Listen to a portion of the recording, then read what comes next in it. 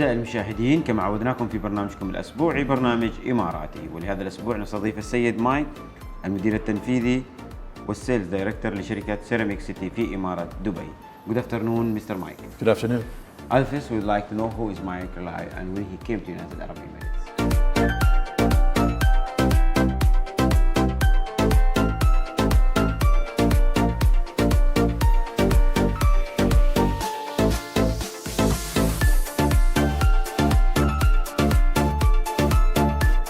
Came to the United Arab Emirates was 1983. At the time, my uncle was working for Cansalt.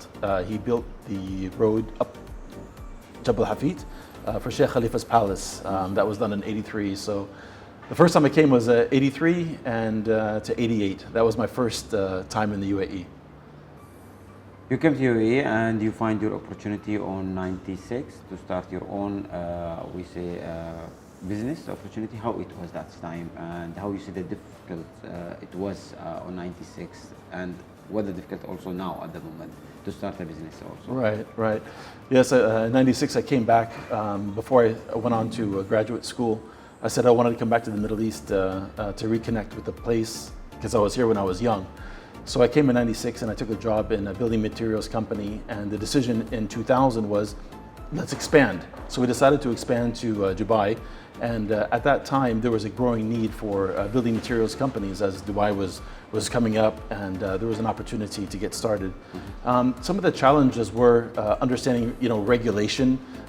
We're an SME, family-owned business, so the challenges were to navigate opening and sustaining the business during the time when so much was happening and so much was changing. As you know, you could blink and you can miss it. Right. Today, you are one of top ceramic company in United Arab Emirates after 28 or 27 years in United Arab Emirates. Let us to know about the strategy of Ceramic City, how you build it.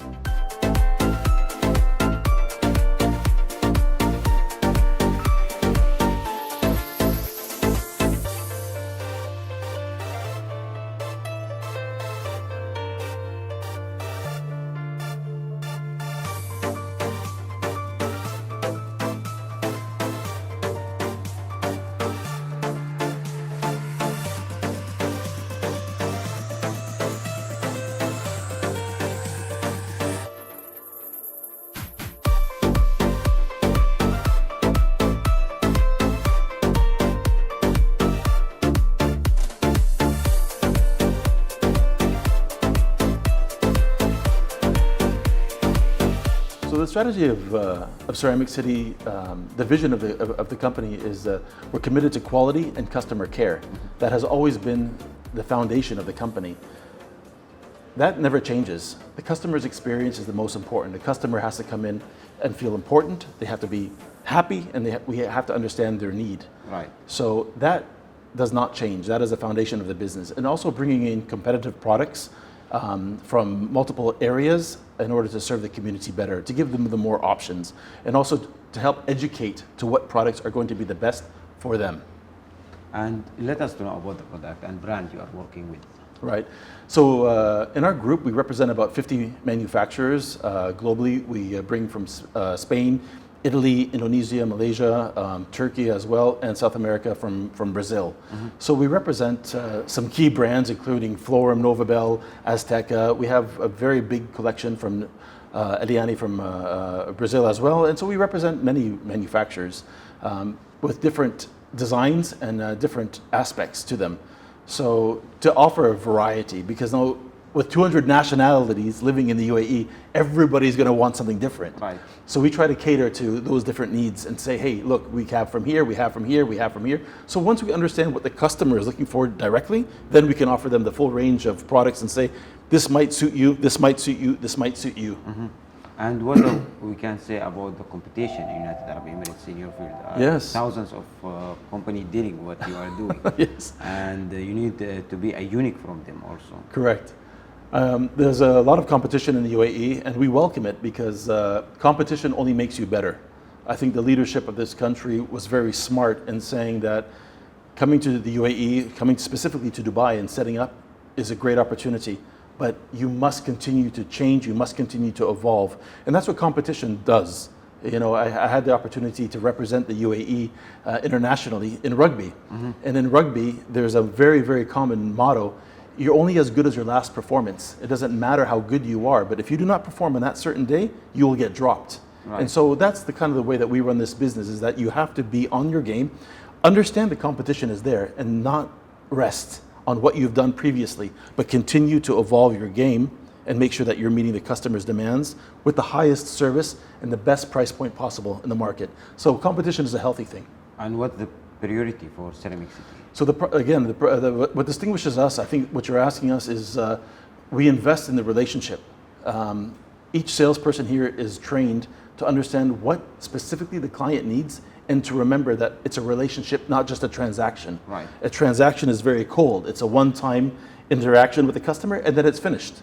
We invest in the relationship, and that's how we have one repeat business and business and business onwards. So I invest in the relationship. If I do a good job for you, you'll tell one or two other people. Like word of mouth. Yes, exactly. And if I do a bad job, you'll tell everybody. Right. So, you know, with the world becoming smaller, and, you know, with reviews being there, it's very important that we respect that transaction, but also invest in that relationship. And the EMARATI program always choose the top because you are one of the top in the market. Thank you. And we would like also to know about the vision of Ceramic City. Right. The vision has always been based on serving the community, one transaction at a time and a relationship at a time. And the vision of the company is to continue to bring the best quality products at the most competitive rates, and also to potentially look at expanding the portfolio of products and services that we offer. So we offer a full design service for our customers. We have a cutting division that can cut and custom cut and produce portions of the ceramic and modifications for the client depending on their needs. So we want to expand the services that we're also providing, not just the sale of the products as well.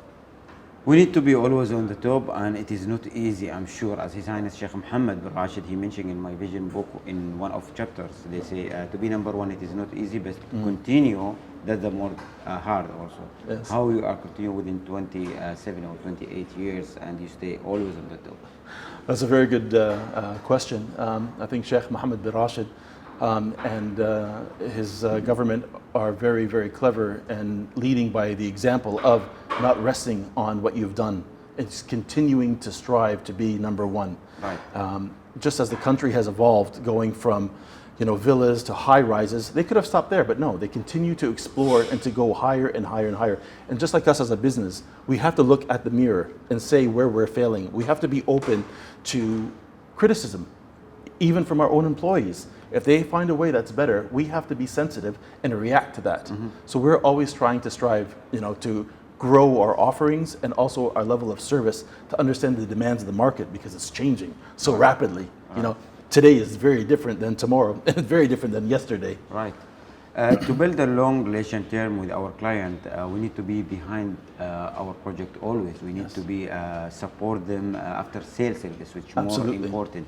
What will you advise for your competitor? To be behind their client or to be support them after sales service? Well, it's what I alluded to earlier. The focus of this business is the relationship. The relationship for us at Ceramic City does not end once the material is purchased. Started. It begins. Right. You know, that's a very good point. Is that's actually the beginning, because in construction not everything goes perfectly. So what are you going to do when something doesn't go right? How do you react to that? That's when you give credence or respect to that relationship. When things go well, it's very easy to have that wonderful relationship. Right. But when something doesn't go well on the project, or there's an emergency, or there's a mistake, how do you react to that? And that what gives strength to the relationship. So my advice, you know, or our comment or our perspective on that is the relationship at the end of the transaction is just the beginning of the relationship. Just to maintain following up. Is everything okay? Diligence, following the customer, making sure that they're happy, making sure the material came out, it met its expectations as well. Because it's very easy to sell and to forget, but that's not the focus of Ceramic City, it's the relationship. Mr. Mike, let us to know also about your other partners, other side of the partners, which we need to work with a construction company like contractor or horticulture or interiors. How you build this relation also, and how you choose with who you will work. I'm sure thousands of people, they will come, they are the rest to work with your materials, but you need to be specific on choose them about their reputation also. That's right. That's very important. I think in the beginning, when we opened up the doors, we were excited to work with everybody, but over time you realize who are the partners that are very serious in the business, and they also respect you. Because at Ceramic City, we try to bring value to a project, not just selling. Anybody can sell a product, but what is the value that you're creating in that transaction? We try to be a partner in the process of project development or villa development. So we work with people who have that same vision, that they're here from the beginning, they want a material, there's the vision, and we understand that vision, and we collaborate.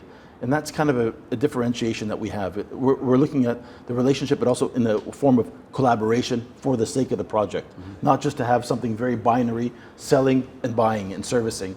So we have three aspects to the business. We have the retail, we have the wholesale business where we do a lot of re-export, and then we also have the projects division. So within those three areas, we have that same ethos. Let me to know more about the project you done, and you was proud for some of unique project which keep you a memory, that's project, which you find maybe some difficulties and you still remember and you find the solution. The most popular project for you it was, and you find a new experience on it. That's a great question, and you touch on a very good point for me personally, is the relationships of the people that you meet through the industry. Right. There was many projects that are memorable. I mean, we were successful in projects in the UK. We've done projects in Monaco, particularly projects locally. During COVID, there was a project, the Address Hotel, built by a multiplex in Jumeirah. It was a G+72, very complicated job. COVID happened, but the job progressed. People worked together. They found ways. Through COVID, shipping costs were escalating. How do people work together to deliver a project during the COVID times? I mean, that was one that was very memorable for me, and how everybody, didn't matter the title that they had on their business card, everybody banded together. How do we make this job work throughout COVID times?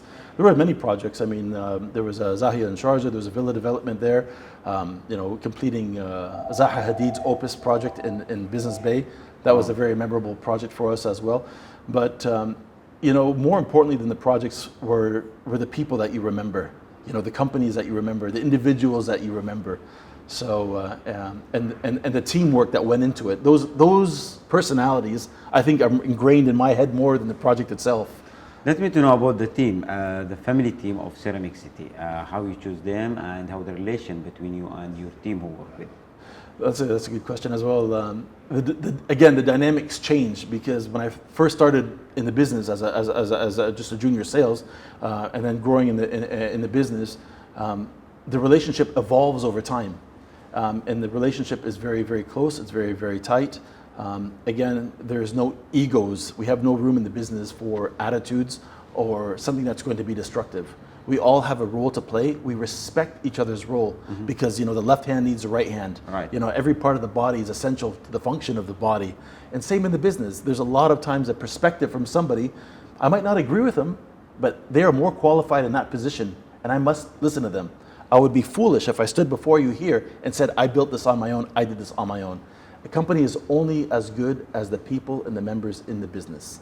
And how you training them, or you invest on them to be always active and creativity? One important thing, again, I always touch on how I started and how I am now. It starts with you as an individual, as a business leader. You have to make sure that you're on top of your game, that you are accessible and you are honest in the transaction of relationship with the employee, and also not to micromanage. Right. In the beginning, it was very easy to point fingers, but at the truth of it, you have to look at yourself. When you hire an individual for a skill set, they are proficient, and you must allow them the ability to thrive in that position. Else, why hire? So when we hire here, and the criteria is, I'm hiring you for a specific role, you teach me now. Right. So you have to be empowered to make mistakes, to take risks, to have that open communication. Right. That's how it's going to be. If I sat here and I told everybody to micromanage, the business would not grow. Sustainability, eco-friendly, we need also to be with the vision of this country, right. And we need to have also the best product on the market. Correct. Let us to know about the Ceramic City, where it's from the sustainability and eco-friendly. Thank you. We now have completed all the ISO certification for environmental awareness, and also a lot of the manufacturers that we're working with have extremely invested in their technology to build carbon-free materials, also having recyclable content inside their materials as well. So understanding the whole process of cradle to grave in the ecosystem of production to manufacturing to delivering, how do we deal with the waste? So we, in our own factory, where we have the modification machines and the cutting and the water jet machines, we also take a proactive role in recycling the water, also the cardboard, also all the packaging materials we do, and also the manufacturers themselves are offering volatile organic compound-free materials. So those are the factories that we're now gravitating towards and carrying. So many of the manufacturers that we have are, carbon-free and have adopted those principles, and then we're taking them into our business as well. How do you see the future of building materials after COVID-19? Completely everything's changed and move it very fast, and also more in technology invest, which we can see booming. It's happened really. Yeah. How you see from your experience? I think the manufacturers are getting more aggressive in the areas of sustainability. I think they are also getting more aggressive into understanding what the tastes are and to innovate in a way that actually provides real results on the ground. Before, we used to use words of innovation and design, and there were these words in the ether, but the reality is we're actually now seeing it into the manufacturing, coming out with new products, new designs. More legacy. Yes, exactly, yes. And the manufacturers want to get behind that because that's where the future is going. If you're still doing something the way you were doing yesterday and not evaluating that, that's a very big mistake. Today, I'm sure you have your advice for people who are interested to visit United Arab Emirates and to invest in this peaceful country. Very fast rules and regulation moving and make it more easy for everyone who want to come to invest. What you will advise them as a person who you live here more than 40 years? Almost 30 years now, yeah. 30 plus, 83. Yeah, 83 to 88, what do you advise them? What are you waiting for? Come to Dubai, ya Habibi. I mean, come to Dubai, Habibi, exactly. I mean, Dubai is an amazing place, and they created an ecosystem, and it's amazing. Why are all of us expats here? Because there's been an opportunity afforded to us that we never necessarily had from our home country, So you have the luxuries, you have the safety, you have the security, you have the religious tolerance here. So the visionaries of this land, like Sheikh Mohammed bin Rashid, has created an ecosystem that people cannot be successful if they come. If you're willing to come and willing to work and invest, you will be successful. Today, if you have a message for the people who believe on your vision, who trust Mike to be today in this level, can we know these people who are around you and what your message to them as a thanks message?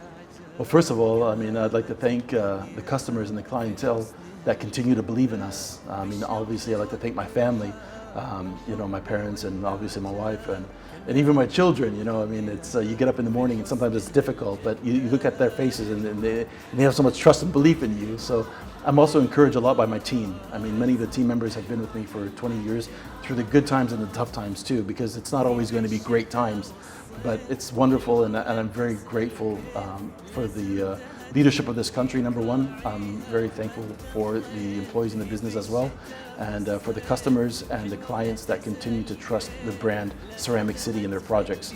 Not just the ones 25 years ago, but the ones today, and hopefully the ones for tomorrow as well. Safety and security, which is very important for us to live in this peaceful country, and also our visionary leaders who support everyone who comes to United Arab Emirates, who support also the education, healthcare, which can live our life more easy and also safe. A message to the UAE government also from your side. Keep on doing what you're doing, and thank you very much. It's a privilege to live here. It's a privilege to be part of the community, and again, it's something that we do not take lightly, and we're grateful for. So thank you to the UAE government for its continued opportunity for expats to come here as a beacon of hope and a beacon of light to the rest of the nations. I mean, it's amazing. Even when our family travels back and then comes back here, we kiss the ground and we say, thank God for the UAE and its generosity to all people of all countries and of all categories. Thank you, Mr. Mike. Thank for you. the EMARATI program. It's my pleasure It's a to meet you pleasure. today, and we wish for you all the best and more of success, Thank you. inshallah, in your Inshallah. success life. Inshallah. بها الألقاب دفوتها